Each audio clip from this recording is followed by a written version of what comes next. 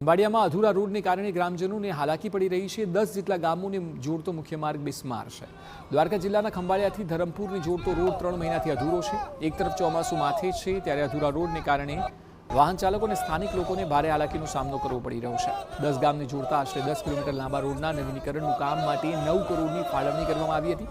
Contractor દ્વારા કામગીરી પણ શરૂ કરાઈ હતી, પરંતુ છેલ્લા 3 મહિનાથી કામ બંધ હોવાનું ગ્રામજનો આક્ષેપ કરી રહ્યા છે।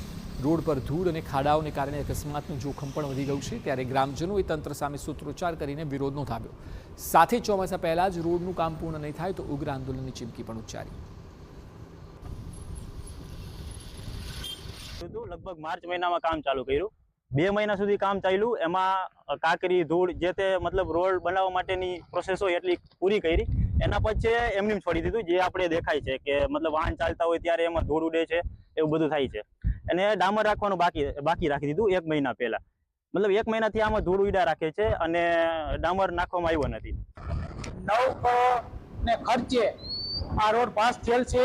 કોન્ટ્રાક્ટર અધૂરો મૂકી અને ચાલુ ગયો, બરોબર। તો અત્યારે આ ચોમાસાની સિઝનમાં કીચડ થાય અને ગાડી સ્લીપ થાય, ધૂળ ઉડે અને પડી જવાની શક્યતા છે।